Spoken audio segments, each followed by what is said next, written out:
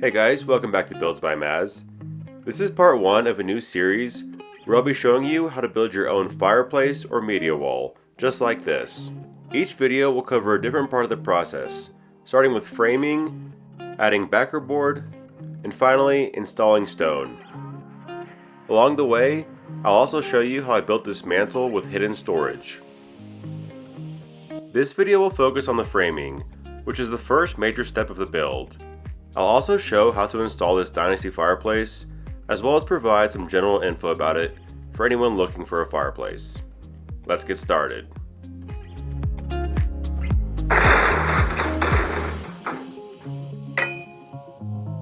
First things first, we cleared everything out of the area.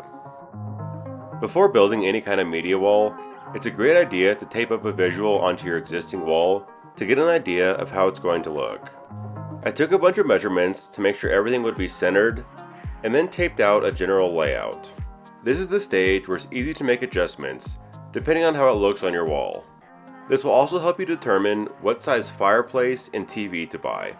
If you'll be installing a mantel, a general rule is to have the mantel be wider than both the TV and the fireplace.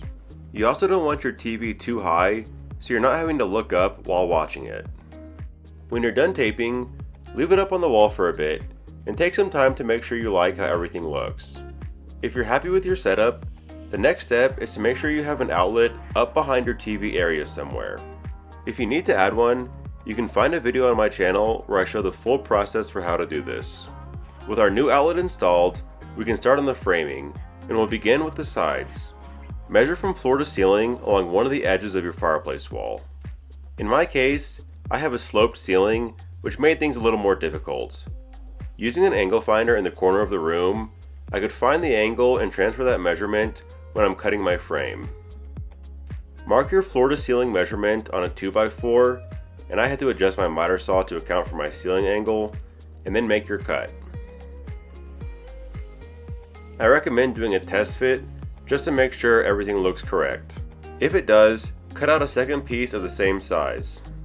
Next, you need to determine how far you want everything to extend from your wall. This is up to your own preference, and I'll be making mine 18 inches deep. I cut out these 15-inch middle pieces, and the outer frame will add 1.5 inches on either end. I'll be using these 3-inch heavy-duty wood screws to make all the frame connections. Using strong screws is really important for a stone wall. The stone can weigh over 1,000 pounds, and you want to make sure your connections are really secure. I evenly spaced out these middle pieces and attach them with 2 screws on either side. You can then stand up this whole side piece and fit it into place on your wall. You'll also note that I'm installing the frame on the inside of the tape and not the outside, and that's because I need to leave room for the cement board and the stone, so the finished product will go out to here on the outside edge. You want the frame pushed flat against the wall, and if you have baseboards, you'll have a little gap. To get around that, you can just cut a notch out of your baseboard. I line up my frame and mark the edge on either side, and then use the multi-tool to cut out a little square. You can cut it a little wider on the inside, because that won't be seen anyway and it gives you a little bit of margin. Now I can push my frame flat against the wall. Next, you want to see if you have any studs in the area where you'll be attaching the frame to the wall. I got lucky and there's a stud right behind the frame, so I can screw directly into it. But if you don't have a stud in the area, I'll show you what to do in just a bit. I double and triple checked that everything was level, and then used 4 of the 3-inch screws to attach the frame to the wall. Then I just repeated all the same steps to build the left edge of the frame.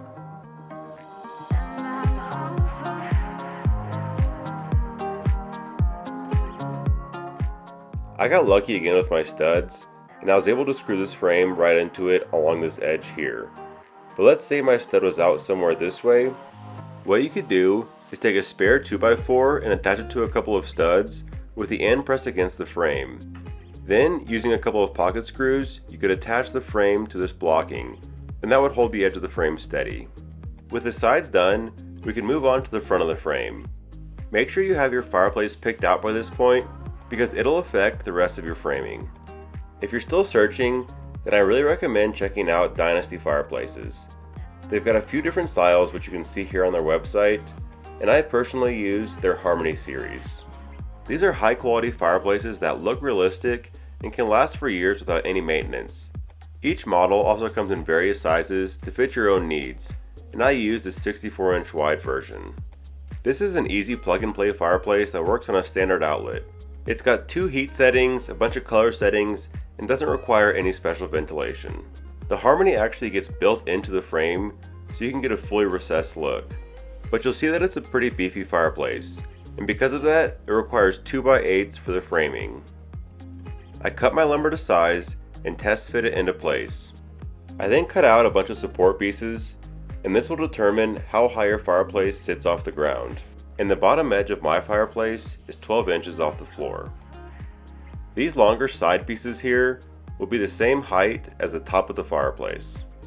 I spaced out the 5 shorter pieces along the bottom and attached everything from the underside of the 2x8 with a couple of screws. I also attached the 2 end pieces together. Another 2x8 laid on top of all these will serve as the platform that'll hold up the fireplace. I gave it a quick weight test and it was plenty strong. Next I added 2x4x8s on either end. These will serve as attachment points to the sides of the frame. I also used 2x4s for the top of the fireplace as well as the top of the frame. With everything on this front piece screwed together, I lifted it up for a test fit and was happy to find it fit perfectly. I used a single screw on either side to temporarily hold it in place. I recommend taking this time to also make sure your fireplace fits properly. I also got it turned on and tested, and then removed it before continuing with the build. I decided to add a second 2x4 here. There's going to be a lot of weight from the stone pushing down on it, and I don't want it to push down into the fireplace and potentially damage it. I also needed to add another piece here, just a few inches below the top of the TV. I removed my temporary screws, and then lowered the frame so I could add the additional pieces.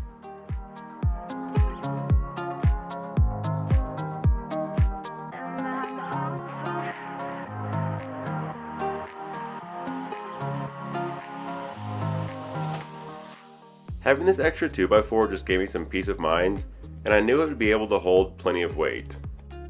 Next I added 2 vertical pieces.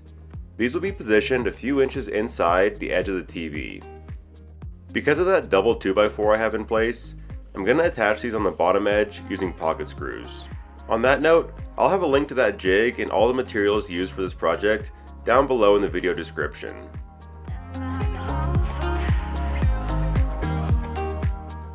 I then attach the top end with regular screws.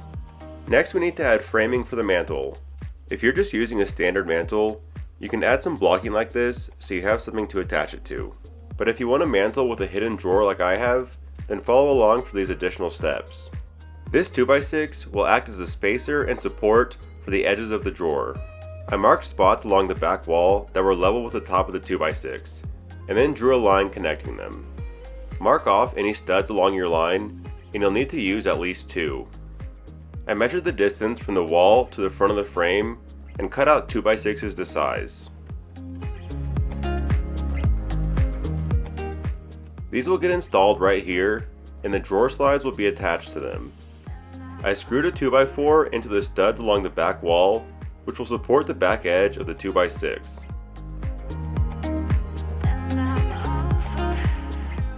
I screwed the front edge of the 2x6 to the front of the frame, and the back edge will be attached to the 2x4 using a pocket screw going downwards. I'm not attaching it now though because I still want to be able to remove this front frame.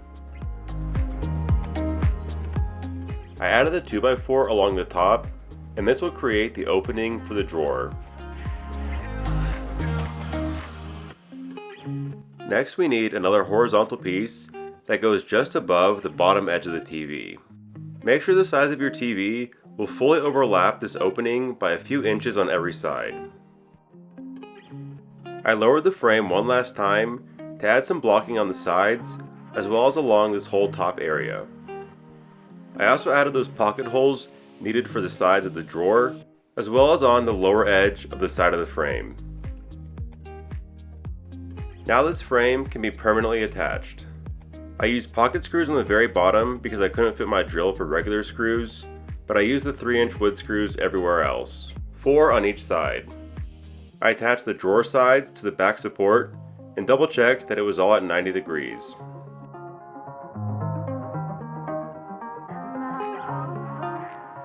I also had to install an additional triangle above my main frame because of my angled ceiling. If you have a regular flat ceiling, you don't need to worry about any of this and it'll save you some time.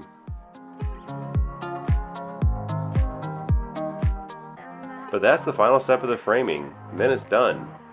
A few things to remember: the dimensions here will depend on what fireplace you use, so be sure to have your fireplace picked out ahead of time. Also be sure the lumber above the fireplace area has plenty of support, because there will be a lot of weight pressing down on it. If you're installing a standard mantel, you'll just need a good bit of blocking like this, but if you're making one with a hidden drawer, you'll need to frame out this opening here. Lastly, we have our TV cutout area.